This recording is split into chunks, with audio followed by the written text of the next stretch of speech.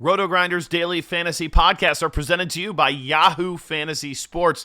This week 15, you need to be checking out Yahoo. They've got a $1 million guaranteed prize pool tournament, which also has the greatest value proposition in the history of DFS. $250,000 in guaranteed overlay in this contest. It's a $20 entry with only a 10 entry max. If you haven't signed up, make sure you go to rotogrinders.com/Yahoo and use promo code Grinders30 for a $30 matching deposit bonus on that first deposit. Check them out this week. It's Yahoo Daily Fantasy Sports.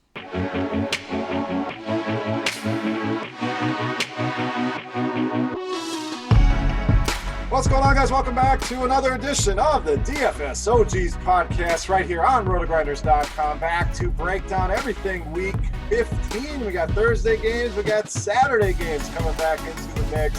Of course, the main slate, Sunday night, Monday night. A ton of slates here, guys. So let me bring in my fellow OGs, Head Chopper, Notorious. Boys, how was week 14? Tell me we got some good news here. Chop, we'll save the season-long talk. We always do that in part 2. But how was DFS for week 14?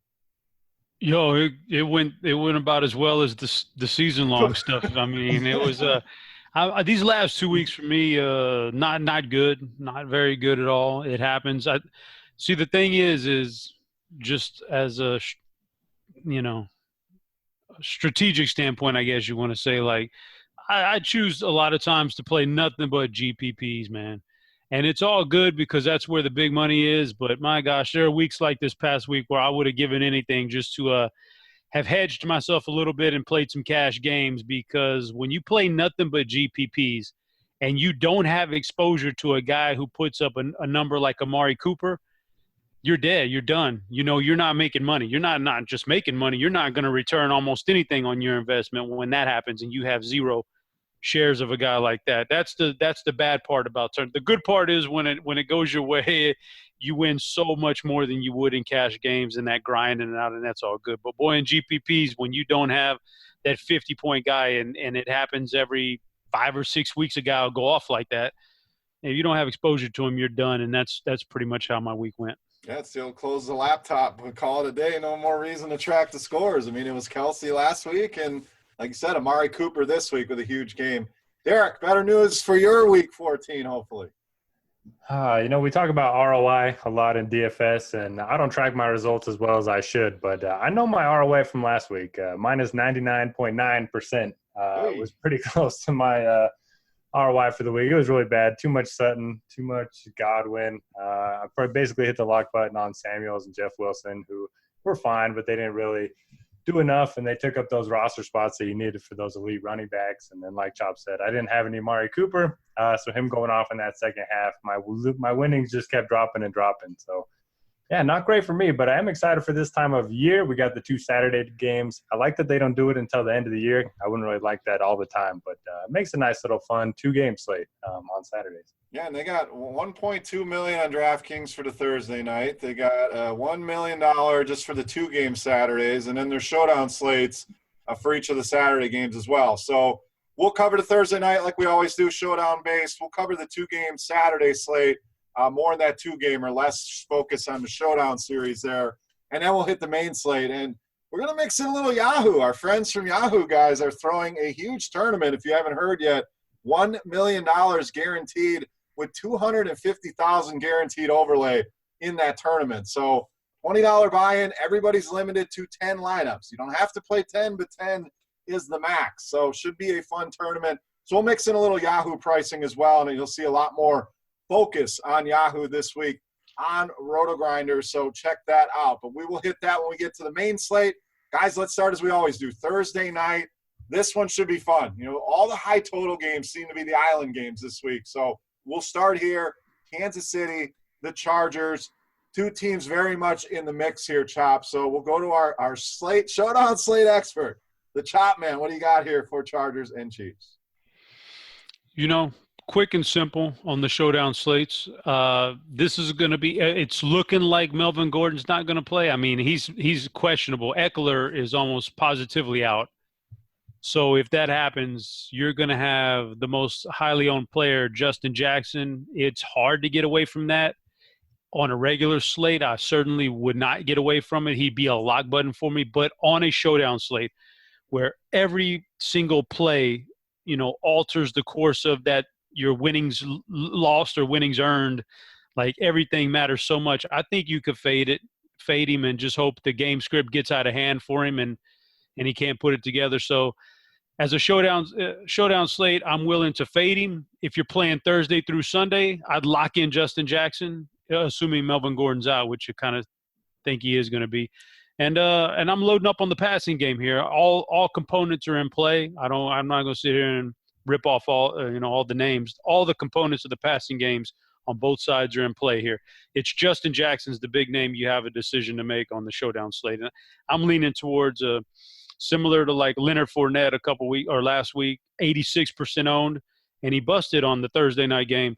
That could very well happen to Justin Jackson too at 86 to 90% owned on a showdown slate. So, that's the decision you got to make. I'm leaning towards fading him. Let me introduce the name Detrez Newsome, next man up there in that Chargers backfield, 1,600 on the showdown slate. We know they're going to utilize multiple backs, and he will be the backup to Justin Jackson. So I agree. Anytime a guy's going to be that highly owned, and I think he will be super owned in this game, especially if those two guys in front of him are out, I don't mind going to Newsome more, like you said, hitting some of these high-end passing options. Obviously, a lot of studs here, Derek. So parse through it. Guys you want to play, guys you want to avoid. What's your sense here for Thursday night? Yeah, Jackson's a pretty obvious play if Gordon ends up sitting out. There is some merit to fading him, like you guys say, in some of those big tournaments where it's basically first or nothing. But he's going to be incredibly highly owned, probably 90% plus. And the higher stakes you go up, he'll probably be 100% owned in some of the $100 plus type of leagues. But I think it's a good game for Rivers. If you want to end up fading Justin Jackson, you play Rivers and you pair him up with some of his receivers. Both the Williams are in play here. Since it is a showdown slate, Keenan Allen's obviously getting a ton of targets ever since he complained about not getting the ball enough. So he's a strong play. And then Mahomes, I think he solidified the MVP last week with that win over Baltimore. That no-look pass was incredible. I've never even seen that on a football field. Spencer Ware played 69% of the snaps against Oakland, and then that dropped to 47% last week against Baltimore. We saw more action from Damian Williams. So I'm a little bit worried about him moving forward. And then obviously you got Tyreek and Kelsey. They're going to be strong plays as well. Tyreek, when Watkins is out or limited, averaging over 11 targets per game compared to only 7 when Watkins gets a full complement of snaps. So I think it's a really good spot for Tyreek, but obviously he's going to be highly owned. Yeah, I mean, we'll see. It's questionable, but it sounds like he's going to play. I mean, this is a big game. Like I said, both teams very much in the mix for that number 1 seed. So I think if he can go, he'll play. Gordon, we'll see. I'm with you on Eckler, Chop. I don't think there's any way that he plays. So a lot of injuries still to be decided in this one, but I think there'll be some value. I think you definitely want to leave some salary on the table when you play this slate. Tons of ways you can go, but should be a fun one. And a nice $1.2 million tournament certainly doesn't suck there for Thursday. So let's move to Saturday, guys. Like I said, a $1 million tournament that's going to cover the 2-game slate here, $8 buy-in on DraftKings for this one. So we'll start with the earlier game. Starts at 4:30, Derek. We got Houston and the Jets. Now, this one looks to be the lesser of the 2 games. Lower total here. 2 teams, tough to get too excited about. Big news here, the Jets pretty much missing every running back on their roster. So how do we handle that? Expect any of those guys to play? Is there somewhere else we can go with the Jets? And then Houston, Watson, Hopkins, where are you going with the Texans? Yeah, both of these Saturday games are unappealing, to put it kindly. Both of them have low totals, but of the 4 teams, I think Deshaun Watson is the best quarterback of the bunch. Don't really want to play Darnold, don't really want to play Baker Mayfield in Denver, and then Case Keenum just looks so bad lately. So I do think Watson's going to be your best option at quarterback. He's had at least 30 rushing yards in 4 of his last 5 games. And with this being on the road, maybe it stays close, maybe he airs it out a little bit.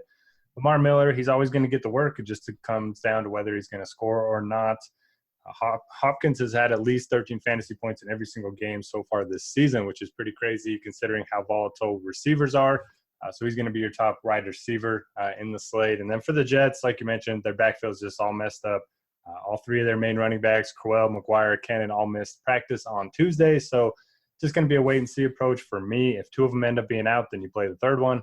If one of them ends up being out, if it's Crowell, then I'd probably prefer McGuire over Cannon. But probably just going to be a wait-and-see approach, and then don't really know what to do with these receivers. I'm having a hard time, playing anyone from the Jets these days. So maybe you just go with Herndon against Houston, who has struggled against tight ends. Yeah, I like that call. I mean, that's been a target for me all season long, tight ends against Houston, but I'm with you. It's tough to get excited about the Jets. 1 week Robbie Anderson hits, Kerr shows up once in a while. Herndon been pretty consistent, but not much of a ceiling there, but about as high of a ceiling maybe as anybody in the Jets. Chop, line up some nuggets here. There's not much to go off of here. I think the other game going to be more popular, but you've got to find something out of this one.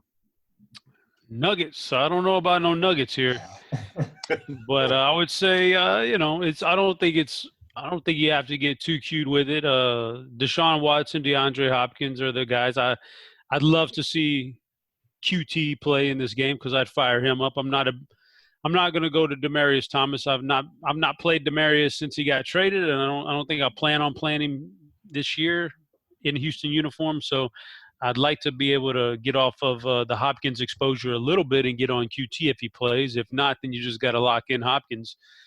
Never a fan of Lamar Miller, especially not with Alfred Blue sucking up some goal line carries on him, and you never know when Deontay Foreman's going to be active, and then that would really eat away at some of his carries. So I'm out on that.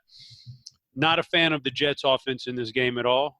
I think Houston's a solid defense this year. Now, I have them overrated just because people really think they're more than they are, but they're still very good, and they're still going to make life hard on Sam Darnold. So I don't know if I could trust Darnold. Don't know. And if I can't trust a quarterback, it's tough to trust a wide receiver from this team. I mean, man, he ain't getting it to the way. I like the Herndon call, and we'll see whatever healthy running backs come out of this thing.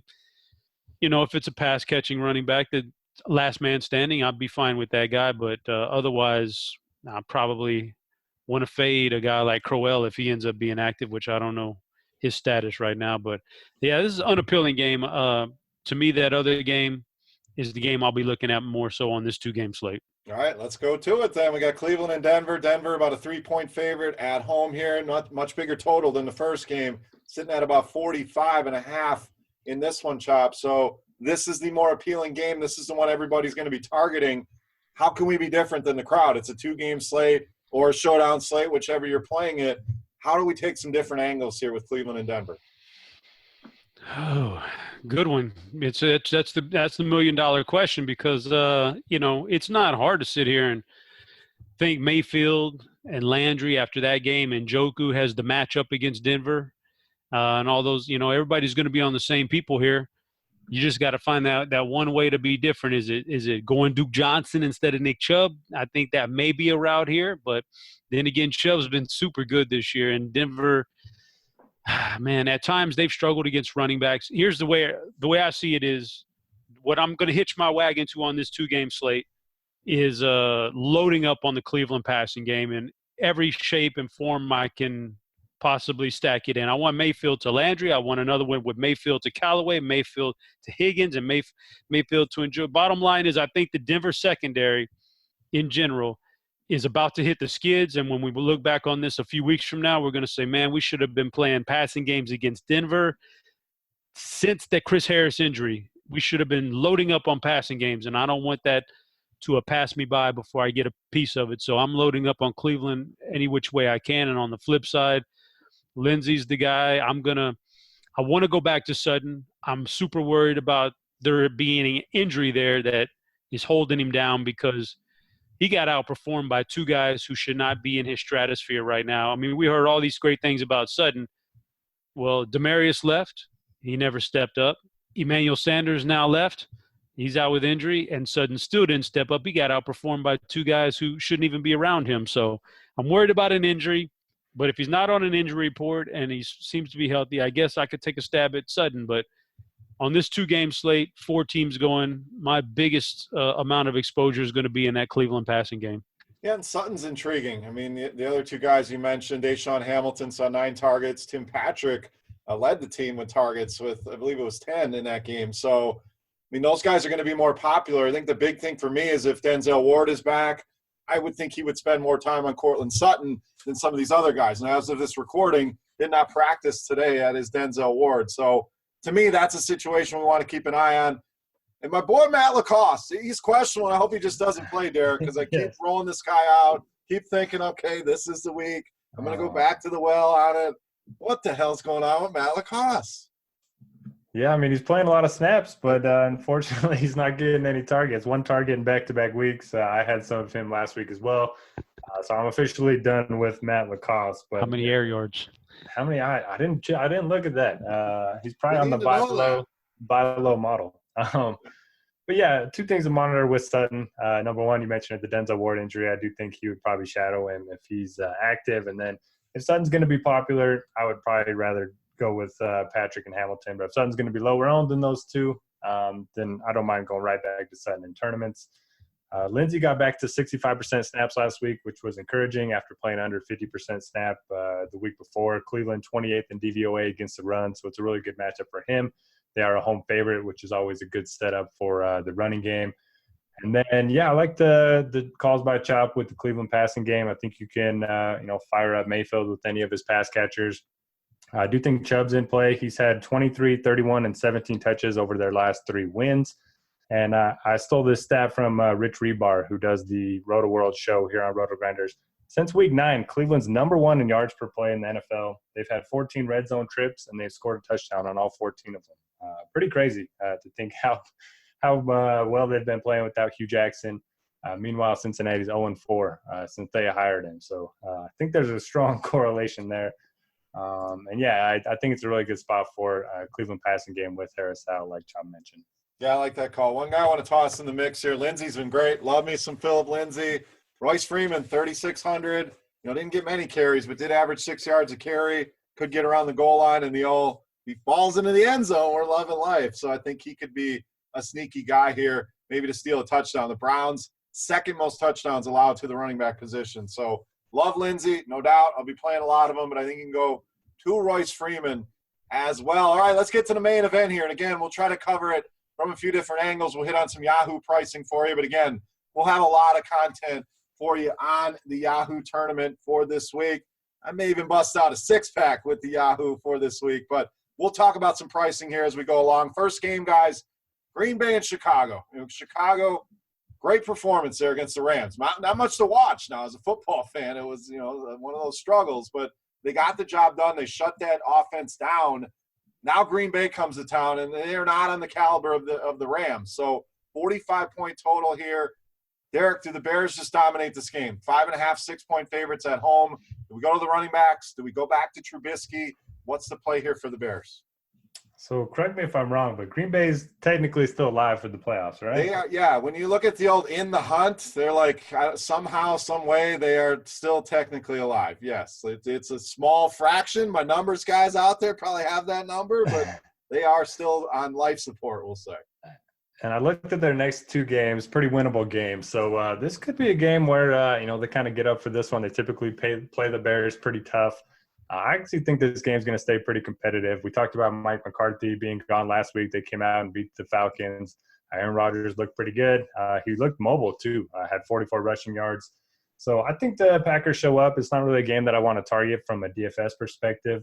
Chicago, very tough secondary. You can maybe take a shot on Devontae Adams in tournaments. We know Rodgers doesn't mind throwing to him even when he's covered.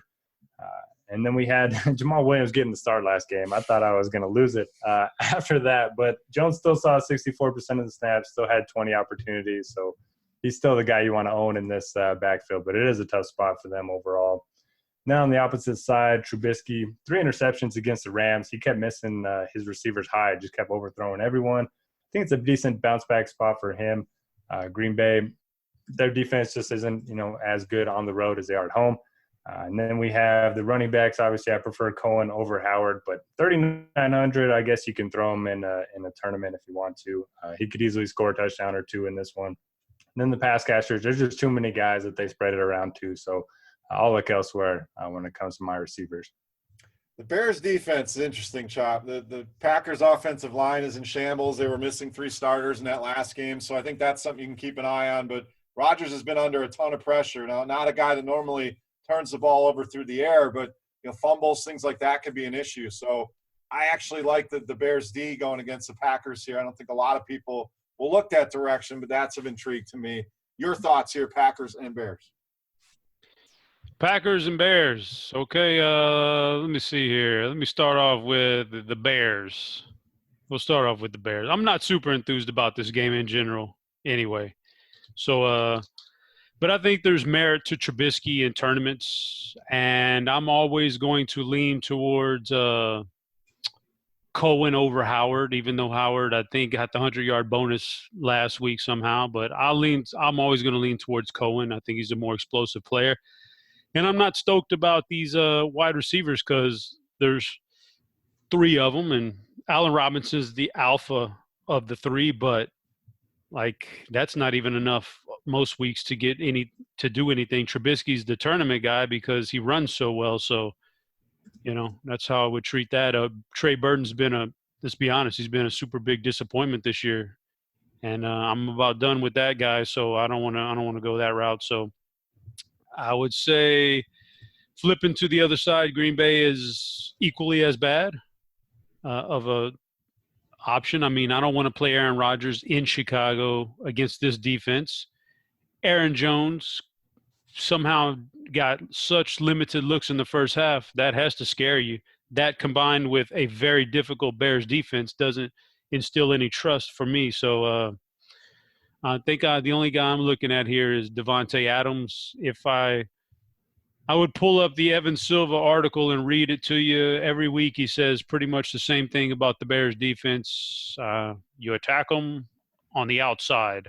You can attack the Bears on the outside. That's his article every week. So I'm going to attack them on the outside with the most matchup-proof wide receiver in the game, Devontae Adams. And that's about it, man. I don't really like hardly anybody from this game. That was a pretty good Silva. You sounded just like I tried. I did. I was trying to get the foosball effects in the background, but I couldn't bring it up in time.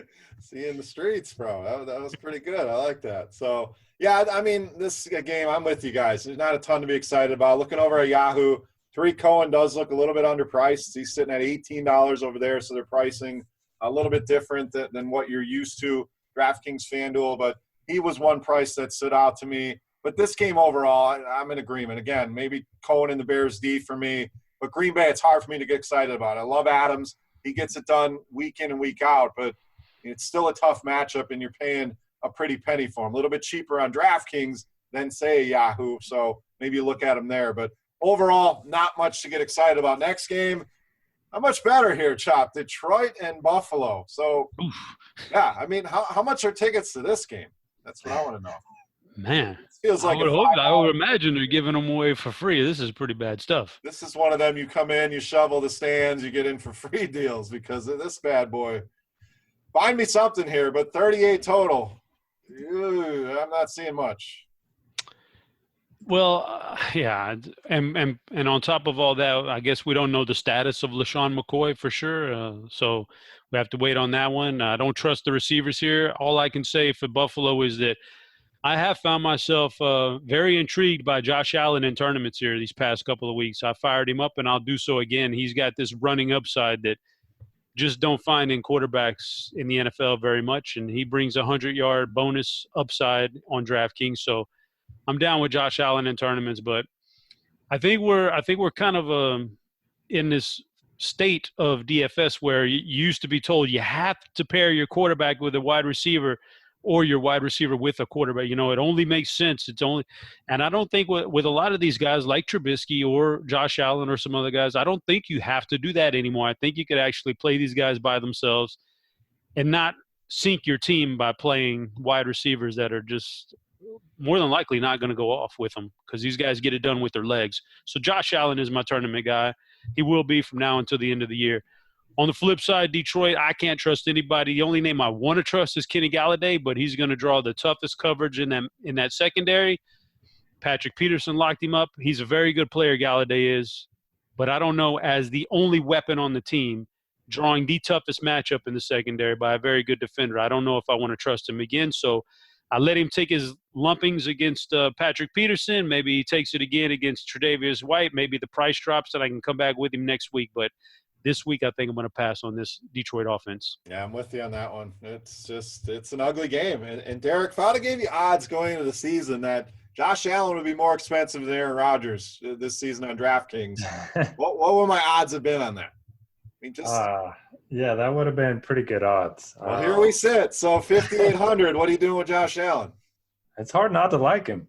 335 rushing yards in the last 3 weeks. We know Detroit's just been terrible against the pass and against the run. I mean, they've been a little bit better with Snacks Harrison in there, but not great. You guys mentioned the McCoy injury, and Ivory's also hurt. So if they're both out, we could see Marcus Murphy get a big workload at 3,400. And then Isaiah McKenzie is kind of taken over as a full-time slot receiver. He has 8 catches, and he got 4 rushes last week. So I think he's interesting if you're, playing the Millionaire Maker, looking for one of those 1% owned type of plays. Zay Jones, he's getting the workload. He's had some big drops, but I like the matchup for him a little bit. And, yeah, you want to hear a hot take for the week? What do you got, man? Yeah. Let's hear it. Bills are going to cover the over-under by themselves. Whoa. Ooh, hello. Josh Allen, baby. You're telling me the Bills are going to score over 38 points here? Yep, they're going to score 38 exactly. And, as for the Lions, complete fade for me. Agree with you guys on Kenny Golladay. He's going to draw the tougher matchup. And then Stafford, over his last 4 games, he scored 37 fantasy points combined. Mahomes has topped that number 3 times already this season. So no Stafford for me. Wow. I'm still reeling from your hot takes here. That's a big one. So you're loading up in that Bills offense. Being a parent can be really challenging. It's normal to feel uncertain about whether you're doing the right things to raise healthy and happy children. That's why Child and Family Resource Network focuses on connecting pregnant parents and those with kids under the age of 5 with free support services to help them build confidence in their parenting journey. Everyone deserves to have someone they can turn to for support with parenting. Visit childandfamilyresourcenetwork.org today. If you do want to pair them, you can. Zay Jones you brought up. I think Robert Foster, another name to not sleep on. Those guys, Foster's only $13 on Yahoo. Zay Jones is only $12, and Marcus Murphy's minimum price over there. So, Derek, I would expect a lot of Buffalo Bills lineups from you on that Yahoo tournament if they're going to score 38 points. Love the bold call, my man. Let's move on to a much better game. Tampa Bay and Baltimore here. Buccaneers hitting the road. Tough road, obviously. They were winning that game handily, and then the Saints come out of nowhere and win by 2 touchdowns. Baltimore fought like hell in Kansas City, now coming back home. This is about as good a spot as it gets, Derek. So where does Lamar Jackson rank in your quarterback rankings this week? Yeah, I don't know. I mean, you said it's a good game, but I don't really know who I want to target here. For Tampa Bay, they're going on the road against one of the best defenses in the NFL. Baltimore is 6th versus the run, and DVOA 4th versus the pass. So don't really want to trust turnover-prone Winston against his defense. For Baltimore, it sounds like Joe Flacco is going to be back, and they're going to try to work him in somehow. So if that's the case, then I definitely don't want Lamar Jackson. But if they end up, ruling out Flacco, then I do think he becomes one of the best quarterback options on the board. As far as their backfield is concerned, it's kind of turning into a time split between Gus Edwards and Kenneth Dixon, which isn't all that great. I mean, Dixon's cheap if you want a really deep tournament flyer, and then the receivers, you just can't play them with Jackson at the helm. So unless Flacco is back and throwing the ball around, then I don't really want to play any of the receivers. So it's a great spot overall, but I just don't know where to go with this one. Yeah, and Flacco, they're saying he's going to have a role. I don't see them taking Lamar Jackson off the field. Chop, so weigh in on that. But looking at Yahoo, Lamar Jackson's about the cheapest of the good quarterbacks that I play. I mean, below him you have Derek Carr, Mariota, Eli, Mullins. There's not much under him. So he seems to be about the floor of where I'm going to look at quarterbacks. So thoughts on Jackson with or without Flacco and the rest of the game, Ravens and Bucks? Yeah, for Tampa Bay, I find it hard to play any of these guys. I know it's been a great passing offense this year, but traveling on the road in December to Baltimore, so I would imagine we're going to get some less than friendly weather for a team that is used to the Florida sunshine. That's not going to be nice in Baltimore. And I'm just looking at the Baltimore defense and trying to see, Evans, his matchup, Godwin, his matchup, Humphreys, Bray. Like, Baltimore has no weaknesses on defense per se, so that's not – I want to say, well, we can fade Evans because he's going to be locked up with Jimmy Smith, but Godwin's got just as difficult of a matchup as does Humphrey. So I can't trust anybody on Tampa's offense, so that's a pass for me. If anything, I want Baltimore's defense because Winston can get into these ruts where he just starts throwing pick after pick after pick, and so I can see that happening in this game. On the flip side over there, I'm not super stoked about Baltimore either. Lamar Jackson's a great quarterback running the ball, which is good for fantasy, but he's a terrible passer, and he's brought the whole passing game, his wide receivers down with him, so you can't trust any of those guys. One guy I've got my eye on in this game is Kenneth Dixon. He's only $14 over there on Yahoo. That's very, very cheap for a running back that, yeah, I could see the tide shifting here. Gus Edwards was a nice little story for 2 weeks, but when Kenneth Dixon was supposed to be healthy, he was supposed to be the number one back for several years now. He just never could stay healthy. He was very good in college. We know this. He's got the pedigree. I think he takes over number one duties in this backfield. And I could see them putting up they're favored by about 8. It could be more than that. This could be a grind-out game here in the second half, and Kenneth Dixon could get a lot of work. Yeah, I love that call. I mean, cheap price, like you said, and half the carries of Gus Edwards pretty much put up the same amount of yards, and a guy that can be involved in the passing game. So Dixon, 3,500 on DK, and like you mentioned, nice cheap price on Yahoo. It's usually a backfield when there's 3 guys I'd avoid, but big favorites, like you said, Chop. I think you can definitely take some shots on any of the 3, but I'm with you. I think Dixon would be my favorite here as well. All right, moving right along here in part 1 of the DFS OGs podcast. Next game, Arizona and Atlanta. Chop. Arizona. I mean, big win in Green Bay, and then you go home and you lay a dud against the Lions. So how do they respond? They pick themselves off the mat here in Atlanta. Same things. They go to Lambeau and they get destroyed. So 2 teams playing very uninspired football. How do we find some DFS value here in this game? Arizona is intriguing to me for 2 players, David Johnson and Larry Fitzgerald. David Johnson because he's been so bad, but he shows these signs every once in a while, and this is obviously a good matchup. Although, like I pointed out, man, last week, like when with Deion Johnson or Deion Jones back, it's a different defense. It's a better defense for Atlanta. It's not as much of a sieve, but it's still David Johnson. It's still on turf. I want to play him. And Fitzgerald. Atlanta gets eaten up by slot receivers. Fitzgerald is kind of like almost the last man standing here for this receiving core. So I want to fire up some old man Fitzgerald and hope he can work a little bit of magic one more time. Atlanta's pretty interesting. As long as we can find the right matchup here for the wide receivers, I think that we can find a tournament winner. Julio is going to be locked up on Patrick Peterson. I've seen the numbers one-on-one versus those guys. It's kind of back and forth. And, most of the time I do want to fade anybody going up against Peterson, but Julio's has had some success against him, not a ton, but some success. But if you think that is a lockdown thing, and if you think Matt Ryan won't target him against Peterson, then, it stands to reason one of those other guys, Ridley or Sanu, is going to get off in this game, because I just don't see Tevin Coleman being the guy who carries this team to points on Sunday. I think it's going to be in the receivers. So I'm kind of leaning Ridley here to have another one of the, like once every 6 or 7 weeks has a big game. I think this might be that game. Yeah, really $15 on Yahoo, so nice and cheap over there. DraftKings price is appealing as well. Derek, thoughts here, Cardinals and Falcons? Yeah, make it 3 for 3 on Calvin Ridley. Really like him this week. He's averaging 16 fantasy points per game at home, only 10 on the road. We know Matt Ryan, obviously, a lot better at home. And Julio going up against Patrick Peterson. So for a lot of reasons, I think Calvin Ridley is poised for a breakout game. As far as their backfield is concerned, Tevin Coleman's been out-touched by Ito Smith over the last 2 weeks. Ito's only 3,700 if you're looking for a really cheap tournament flyer on DraftKings. And, yeah, don't really want to target Matt Ryan, but he is cheaper, and he is playing at home. Pretty beatable defense outside of, Patrick Peterson. So some interesting options on Atlanta, but I do think their defense is in play. You mentioned Deion Jones being back. It's a lot better now. They are close to double-digit favorites at home. Could force, young Josh Rosen into some turnovers. And then, for Arizona, you just want to target David Johnson. It's hard not to like him in this spot. Last week he got 15 carries and 10 targets. We know we've basically just been streaming running backs against Atlanta over the last couple of years. They're ranked dead last in fantasy points allowed to the position. So if this game's going to stay close, it's likely going to be on a big game from David Johnson. All right, let's move on. Speaking of running backs and teams that are not good against running backs, we have Oakland and Cincinnati. I did a show earlier with Eric Crane, and we were talking about this game. This is one of those, if they gave you free tickets, are you going to the game? Yes or no?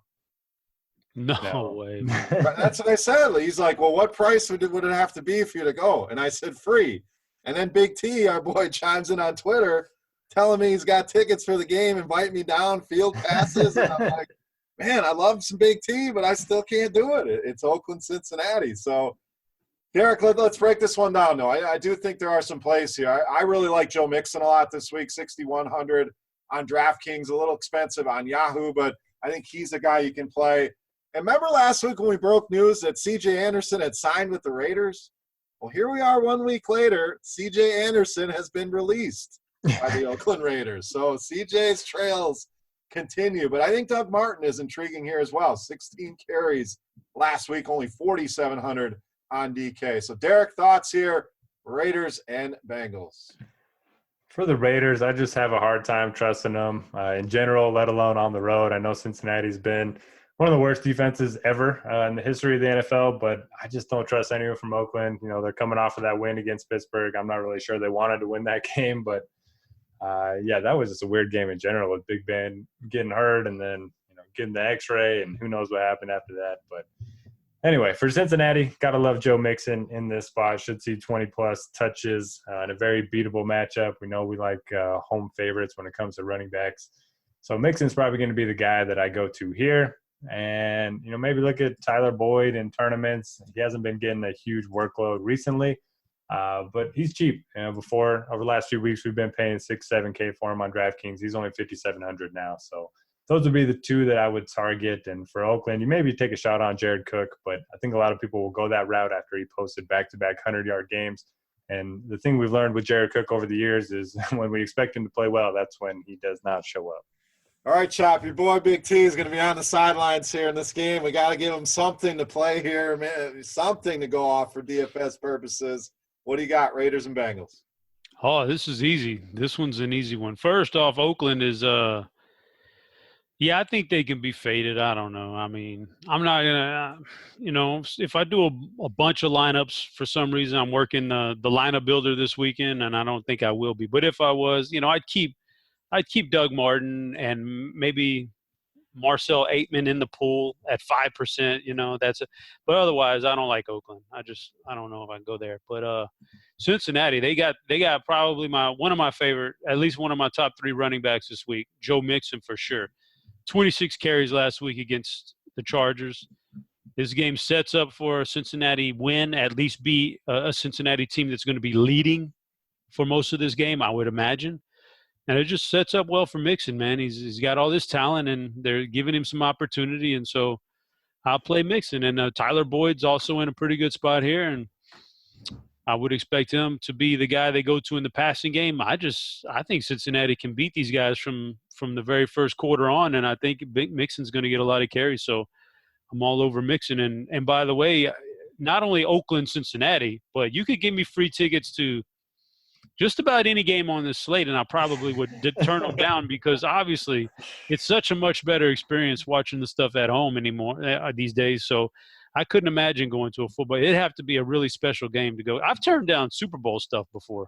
That's how much I don't like to fight with the crowds, and I would much rather watch it on TV at home. So definitely not for just your run-of-the-mill Week 15 game. Yeah, Super Bowl's tough because it'd be fun to go and experience it, but I'm with you. I don't want to deal with all the people in the crowds and the Super Bowl parties right in your house. I mean, that's a good time right there. So don't have to drive anywhere, just hang out with the boys and watch the game. But, yeah, I'm with you. It'd be a big – last football game I went to was the NFC Championship, and since then, no interest in going Big T again. I love you, buddy. My kids didn't have dance on Sunday. Maybe I make the trek down to Cincinnati, but – yeah, if it wasn't the Raiders, then I might really hang it on there. But, whew, let's move on, guys. That was ugly. But Mixon, for sure, one of my favorite plays as well. Next game, not much better. So we're giving free tickets to this one too, Chop. Tennessee and the Giants. Big news here, Odell Beckham feeling better. We'll see if he played. I know he burned a lot of people season-long-wise last week, including myself. Big loss there. But we'll see if he comes back. But Giants played well last week. Put some points on the board. Tennessee fighting, staying alive. What do we got here DFS-wise? Tennessee and the Giants. Whew, man. Ugly.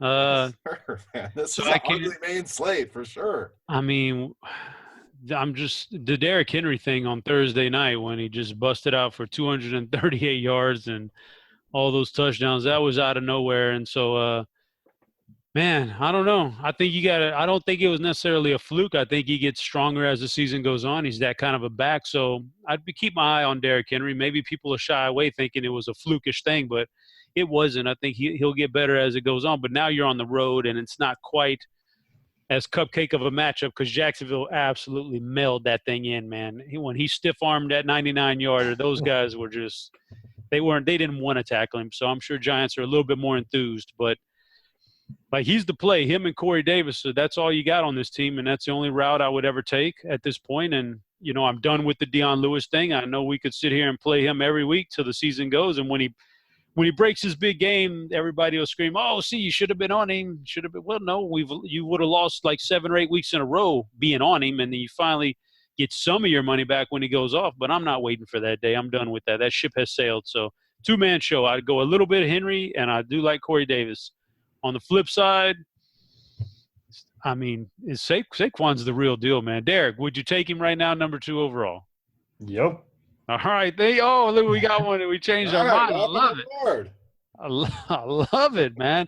This guy's the real deal, man. I get it. I'd rather have a quarterback almost any neutral draft pick, but this guy he's really good. So I think we fire him up and play him till the end of the year. They're getting him all the yards and carries he wants and receptions he can handle right now.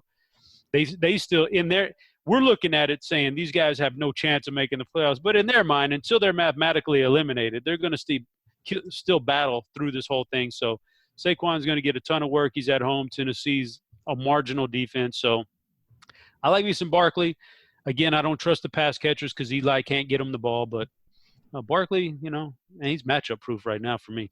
Any pause? The Titans have given up the least amount of receiving yards to running backs. You know, I'm not a big fan of those kind of stats because those things are so peculiar as to who you've played and how much they tried to get you the ball and the game script. There's so many things that could go into those kind of smaller stats. I'm not worried. This guy's in a different category as far as he turns a typical little 5-yard pass reception for most running backs, and he'll turn it up into 75-yard touchdown. So, no, I don't worry about that stuff. I'm with you 100%. I wanted to bring it up because people will reference those stats, but let's look at who the Titans have played. Jacksonville last week. They don't have many pass catchers out of the backfield. Jets the week before that. They don't have any running backs, period. Houston, Indy, Dallas. There's just teams. Dallas, okay, we'll leave them out. But the last 3 or 4, they have not played any very viable running backs out of the backfield. So, sure, they've been good against it, but this guy's playing at another level. So, Derek, Saquon, yes or no? Yeah, absolutely. I think it's safe to call Todd Gurley the poor man's Saquon Barkley at this point. Oh, my goodness. The dude is just amazing. Do you see him like on the sideline talking to his offensive line? Yes. Out of block, and then the very next play just takes that long run to the house. Just watching him blow by that defensive back for Washington was pretty incredible. So, yeah, I'm all in on Saquon. You just play him every week. He scored at least 21 fantasy points in 12 of his 13 games so far this season. He can get it done on the ground, through the air. So, yeah, I'm not worried about that stat either. And if Odell's back, I'll take some shots on him in tournaments. But that's about it for New York. If Odell ends up being out, then you can maybe look at Shepard or Ingram a little bit. And then for Tennessee, yeah, watching Henry in that 99-yarder, that one hurt. Just watching him throw down those linebackers and defensive backs. Oh, those are your boys. Yeah. I forgot. It was like him just throwing down my hopes for the season. Every single one of them was just – it was bad. But he still only saw 40% of the snaps, which is kind of crazy. Deion Lewis still out-snapped and had 63% of the snaps. So if you want a running back in this one, I'm not going to be chasing those 3 points. And then Corey Davis, he's hasn't topped 4 targets in 3 of the last 4 weeks. So that's a little concerning. Not a lot to like on Tennessee right now. I totally forgot that was your team as well, man. Yeah, I have a question for you guys. Yeah. Fire away. So next year, and, I put myself in this category because it looks like I'm getting the number 1 pick in season long. Is it Saquon or is it Gurley? Because I thought this whole time it was Gurley and that I would be cool with Saquon at 2. But if you're at the number 1 and you've got to make that decision, who are you leaning on? Oh, boy. Derek, it sounds like your team, Barkley. Yeah, you want the poor man's Barkley or do you want the real thing? I'm still Gurley, man. I stayed strong with Gurley through that shitty year he had. So I got to stay with my boy Gurley. But yeah, imagine if the Giants go out and spend their first couple of draft picks on linemen or something like that. Though, might boy, that's change gonna my be argument nasty. then. Yeah. So the pricing intriguing. You basically have a big three at running back on the main slate. You got Gurley, Barkley, and Elliott. Barkley right there with Gurley on DraftKings, $100 cheaper. If you look over on Yahoo, Barkley's the cheapest of the three. You got Gurley at 39, Zeke who we'll get to at 35, and Barkley sitting at 33. So if you're firing at that big tournament, don't mind taking many shots at that $33 price tag on Saquon Barkley. All right, guys, moving on, wrapping up here. Part one, we got 3 games left on the main slate, and then we'll be back with part 2. So we're running a little long here, but we will pick up the pace because there's not much here for me, Miami and Minnesota. So, Chop, what do we got here, Dolphins and Vikings? Yes, this is going to be a primetime spot for my teams going to Minnesota here. Must-win situation for them, back at home, comfortable setting. I love Cousins to Thielen and Cousins to Diggs. I'll figure out a way to maneuver around those guys and split them up between my rosters. But I love the passing game here. I mean, obviously Dalvin Cook looks good, and that's my only fear is that Dalvin Cook doesn't come in and carry this big game and take all the touchdowns. But if they can keep a lid on Dalvin Cook, I think Cousins and his 2 pass catchers are prime this week to have a huge game. So that's what I love those guys this week. And on the flip side, I'm not going to play any Miami people. Fantastic win, and we you know what I'm about to say. But we can get into old stumbling, bumbling Gronk out there trying to play defensive back like he's out on the street or something. But that was a good win for Miami. I think it was a nice emotional high, but this is still a tough defense, and it's in Minnesota, and I think Miami really gets shut down here, so I have no interest in Miami. There is some great tweets and videos and things out there about Gronk. There was even the old 8-bit Tecmo Bowl where he's stumbling at the goal line, but don't he look like – you guys ever seen – I love me some Eric Crane, but you ever see his combine video on FanDuel? That's kind of what it reminded me of, so – whew, Gronk, that was a struggle, man. And the announcers, he did not take the proper angle. Of course he did. He's a damn tight end. I tell you what, now that you think about it, what it really reminded me of was when I tried to get up on that DJ booth at the Playboy Mansion. That's exactly that's the same motion, like that tipping forward, and you just know it's coming and you're about to eat shit and you can't do nothing about it. Chop, I forgot it. What year was that? That's going way back. That was a few years ago. Man, that was like 2013 or so. Man. That's what you get here from the OGs. A lot of stories, a lot of experience. But, yeah, that was funny. So, Derek, what do you got here? Back to the games. I don't even remember what game we're on. Just talking about whatever. Miami and Minnesota. Oh, yeah, that was a great play. And you just see Gronk out of the corner of the screen. I'm like, oh, he's not going to get in the end zone. And Gronk just couldn't get there. That was amazing. You can watch that play over and over and over again. But yeah, Miami, full fade for me. We can save some time on this one. Tough spot for them on the road against Minnesota. And I think this is the Dalvin Cook game. He's played 77 and 85% snaps the last 2 weeks. It seems like everyone is, ragging on Minnesota coach, wanting them to run the ball a little bit more. Good matchup against Miami, who does not stop the run all that well. So I think it's the Dalvin Cook game. Then for the receivers, they're always fine. If Xavier Howard is back this week, then I'll probably go Thielen over Diggs, but I think they're both fine in tournaments. Yeah, I'll echo the Dalvin Cook call. I like that one. Yahoo, he's pretty expensive. He's in the top. He's about the 5th, 6th price running back. DraftKings, he's down there at 6,500. So don't even mind the pairing him and the Vikings defense. But passing game, I think, is in play there, mostly Minnesota for me as well. Derek, your Jags get a home tilt with Washington. I thought some of those other games were bad. Have you guys seen the total on this game? And if not, let's just try to guess. Try to guess what the total is on this game. Yeah, I've seen it, so that's not a fair. That's not all right. 36 is what I'm seeing here. 36 points. I mean, Army Navy was a 39 total. That'll put you in perspective of where we're at here. So, Derek, this is your team.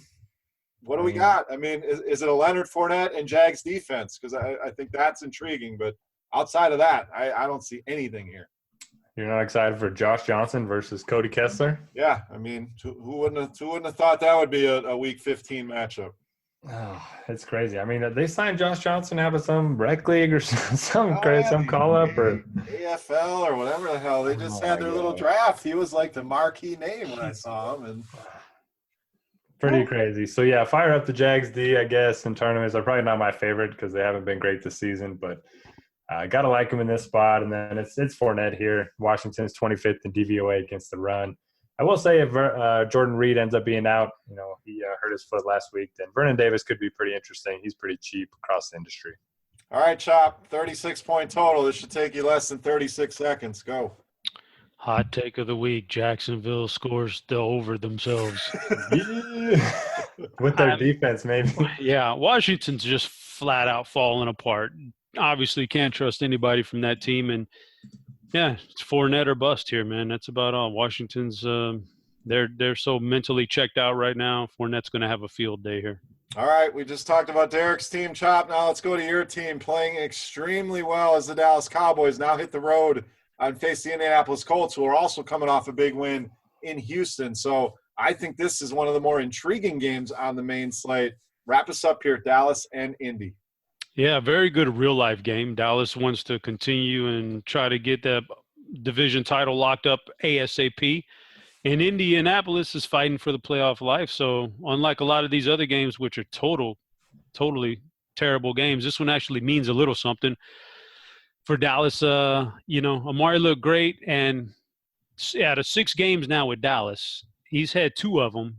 So 33% of his games for the mathematicians out there, where like he's had 2 of them where you absolutely had to have him or you did not cash that week in tournaments. He's been that good, like 40 to 50-point games. So Amari is I think he's going to be a total GPP home run hitter from here on out. The problem with this week is Indianapolis does a pretty good job defending number 1 wide receivers, kind of keeping them in check a little bit. So I would but even as a decoy, what he does is open it up for Elliott. So Elliott's matchup proof, obviously one of the top 2 guys, maybe top 3 guys on the day if you really want to be lenient with it. So Elliott's always that guy. On the flip side, I'm super interested in Indianapolis here. Dallas off of a big emotional win, traveling on the road. Like we saw in the second half of that game, as good as that defense is, it's still prone to big plays. And when people start picking up tempo on them, they get thrown off kilter there, man. So I can see Andrew Luck working his magic with T.Y. and Ebron and making some plays and racking up yards. So I'm interested in the passing game for Indianapolis also. All right, Derek, final thoughts here, Cowboys and Colts. Yeah, I got to use my third and wrong here. I was making fun of the Cowboys for trading for Amari Cooper for a first rounder when we had Golden Tate and Demaryius Thomas getting, 4th and 5th rounders. But yeah, I was wrong, man. He's been a difference maker.